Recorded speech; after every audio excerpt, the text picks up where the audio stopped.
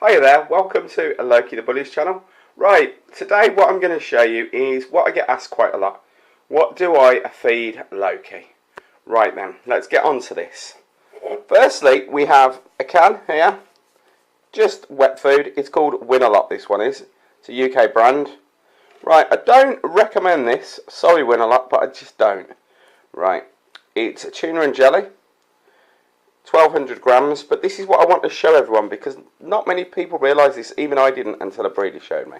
Right, if we actually look at the back of the contents, let me just focus in if we can. Artificial contents and constituents. Moisture 81.5%, protein 6.5%, fat content 3.5, crudish 2.5, crude fibres 1. If you buy even cheap dog food, like this one's $1.65, it's one of the better dog foods. But if you buy the cheaper ones, which are £1.20, so you're looking at $1.50, something like that. The content is ash as well, which is crazy. Why the hell it would have ash in there? But this is Win-A-Lot, and let me just show you. There's Dougie. Right, there he's her food, and this is what she was given last night. Hardly eating any of it. Rubbish, ain't it like? Absolute rubbish. What do you think of that? Yeah, rubbish. So, let me actually go on and show you what we actually do. This is probably why she hasn't eaten that last night, because we started cooking this. At the moment, it might look like a lot of mush, it's just heating up. But what we have in here is what we actually do her. We don't give her all this sauce, it makes her a little bit funny. But in here, we have stewing up a pork joint. We have potatoes, we have cauliflower, carrots, broccoli, all stewed up. And in here also is lots of gammon pieces here. So there's a whole gammon joint in here as well. And it's all mixed in with the pork joint. And what we do is normally I put some steak in here as well. I do put lamb in as well, but you've got to be really careful with the lamb because the bones, for some reason, dogs just don't digest the lamb bones. You know, the little circly ones you get in lamb chops. So you have to take all those out before they give them. But what we do is we let all this simmer. So it might look expensive. The veg cost £1. It's got some gravy in there. It's got some Worcester sauce in there. It's got some onions in there. I think it's got honey in there. What else did I put in there? It's got mint yogurt in there, some pepper in there. So basically a pork joint, a gammon joint, all in there simmering. And what we will do is, as you can see in the slow cooker, it's pretty big. So how many portions? The meat costs £5, the vegetables cost £1. So you're looking at about £6-7 to do that, and look how big it is. There is possibly in there, you're probably looking at 6 cans of dog food. So this costs £1.65. This cost around £6 to do. Well, no, sorry, potatoes as well, £7. Same amount, you're probably looking at £10 worth of dog food in there. So this is actually cheaper to do. And the protein, the nourishment and everything which we'll get out of this, which costs cheaper than the dog food, believe it or not, that's basically what we give Loki. So what we will have, we'll have this for tea later, but I've got to add some more gravy to this and thicken it up when it fully cooks.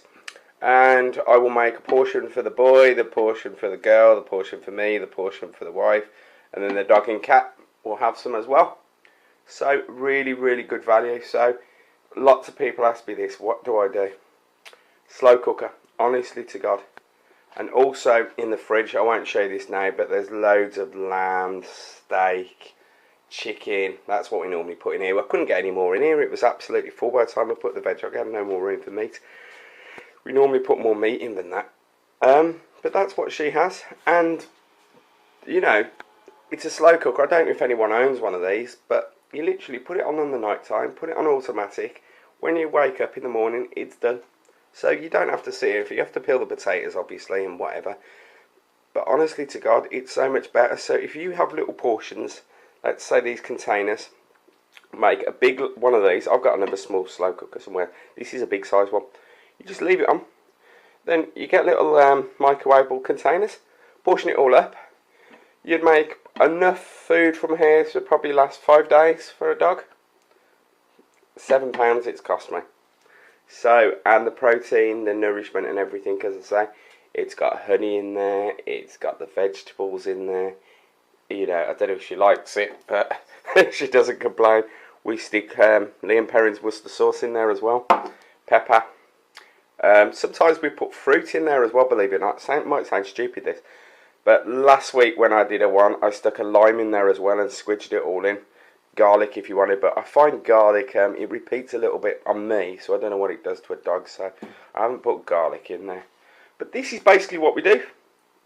Slow cooker, boom. But as you can see, 165, 81% moisture in there. And as I say, the protein, as I showed you, was 6.5%. You know, maybe okay for, you know, a little skinny mongrel or something like that. An English Bull Terrier. Don't feed him this. It's good for an emergency if you've run out, you know, and you just need to quickly go to the shop.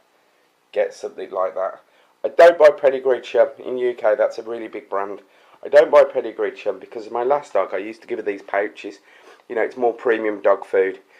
And I opened it up once, and it was full of cockroaches. And I phoned Pedigree Chum up to complain about all the cockroaches in the dog food. Sealed it was. And they basically called me a liar. I gave them the sample. And they give you a £15 gift voucher. And I thought that was disgusting, opening dog food full of cockroaches. So I won't use Pedigree Chum because of that. I thought the £15 gift voucher they gave me was an absolutely insult. The food, the pouches cost about 90p each. And so they're not cheap, and I used to have to feed her 4 a day. So, but I spoilt my last dog crazy. Anyway, thanks for looking. That's what I do. And also bones. Get the big chunky massive bones, you know, beef bones, stuff like that. Lamb bones aren't good. Chicken bones aren't good. Get good beef bones. And get a hammer. Not a hammer, sorry. An axe if you've got one hanging in the shed, something like that. And smack the leg bones down the middle. And all the marrow bone in the middle. Dogs suck that out. They love it. So literally get the bones and smash them up for the dogs so they can get all the succulent marrow bone and everything out. That's also really good. I don't know in America and these countries, but supermarkets in the UK now don't give you dog bones. They used to. But basically poor people were buying, from what I've heard, were buying the dog bones and they were cooking them and they didn't want to get sued the supermarket. I think some cases happened or something years ago. So you can't actually get bones from the supermarkets. You have to go to the butchers. And what I would say with the meat I've got, right, is this is another important thing. What I do is on a Thursday, Friday, there's a meat man. He's got a big truck and he's a really good butcher. He's got no overheads. He just parks in the next to the pub, and his meat is such high quality. And what I do is I buy 25, 30 pounds worth of meat, and not kidding, I get like 4 carrier bags full. If I went to a butcher's, right, just this pork chop alone would probably cost me about 7, 8 quid, or if I went to a supermarket. I don't buy my meat from supermarkets, I buy it from the meat wholesalers.